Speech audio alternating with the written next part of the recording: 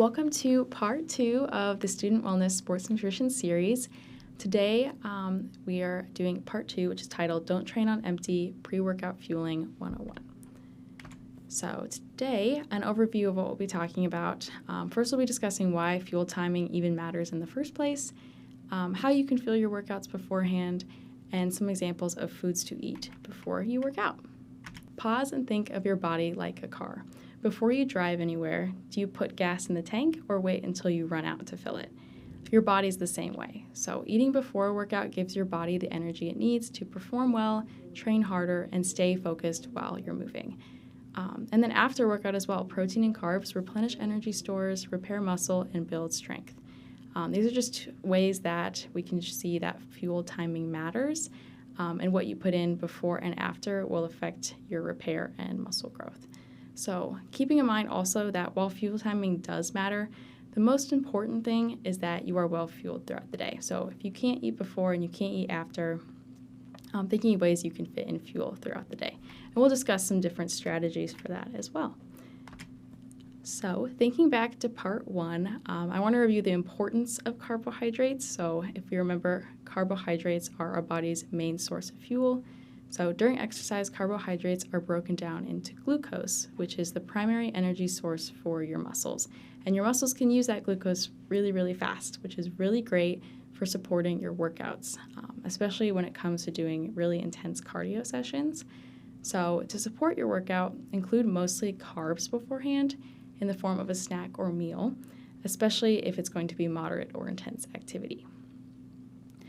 Thinking back to part 1 as well, we talked about how there's 2 different kinds of carbohydrates, simple and complex carbs. Complex carbs have that source of fiber and micronutrients, and because of that, it might be a little harder on digestion, which isn't the most comfortable when you're working out. So shifting towards simple carbs, like your juice and sugar and white breads, grains, pastas, will be absorbed a lot faster and be easier to digest while you're moving.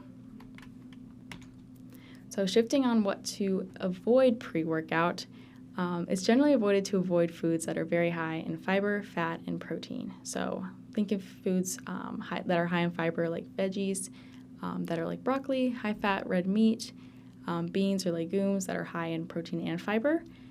So steering clear of these foods will help avoid some GI upset while you're exercising.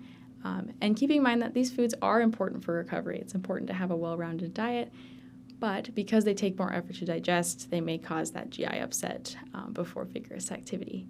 So there is some value in eating protein before a workout, but keeping it on the smaller scale might be a good option.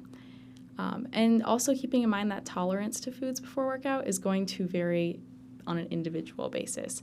So while some people could eat a full meal pretty close to working out, others can't really eat at all. So it's important to experiment and see what works for you. And speaking of experimenting with timing, amount, and the type of meal and snack. And like I said earlier, this is going to be different for everyone. Some people may need to wait 1 to 2 hours before exercising, or they find they're cramping or their stomach is upset. And then if your workout is further away, the bigger your meal or snack can be. So if you're working out closer to 2 or 3 hours away, you may be able to eat a little bit more to help support your workout. And then a note, if your workout is first thing in the morning and you can't eat, so you're waking up at 5, 6 a.m. and you're not hungry at all, one strategy could be making sure you had dinner before, a solid dinner, and maybe a nighttime snack to make sure you have that fuel ready to go for you in the morning. So here are some examples broken down on more of a micro scale of what to eat before a workout. So looking at 2 to 3 hours, 1 to 2 hours, 30 to 60 minutes, and then 15 to 30 minutes. So if you notice the meals slowly turn into snacks as you get closer to your workout until 15 to 30 minutes before, it's something like a piece of fruit, applesauce, or just a handful of carbs. Here is another view that kind of breaks down on a little bit larger of a scale and tells you the reasoning why. So if you're working out 2 to 3 hours, in 2 to 3 hours, maybe choosing more of a complete meal with carbs, protein, and fat. So picking a carb like potatoes, rice, pasta, vegetables, healthy fats like fish, nuts, or avocado, and a protein like meat, fish, poultry, dairy, or eggs. If you're working out in 1 to 1.5 hours, choosing smaller meals with carbs and protein. So like oatmeal, cereal, peanut butter, and banana toast. And then if it's in 30 to 60 minutes, sticking to smaller portions that are quick to digest. So maybe a protein shake, bananas, fruit, granola bar, toast, etc. Sometimes we're told that a fasted workout is going to be more effective than a fed workout, but I want to keep in mind that a fasted workout does not equal fat loss. Sometimes they can feel like if I work out before I've eaten, then my body will use any body fat that I have.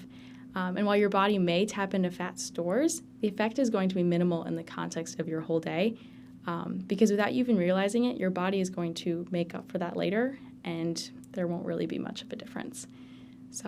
But there are some disadvantages to doing a fasted workout. Without fuel, you may have less energy or motivation, so your performance might suffer, your workout might be less effective and efficient, and you might have a higher risk of injury in the long run. So some tips for early morning exercise. So like I said earlier, if you're waking up early, that 5, 6, 7 in the morning, and you lack appetite right when you first wake up, kind of groggy, getting ready for your day, maybe trying a nutrients dinner the night before or a snack before bed so you have some food in you before you work out.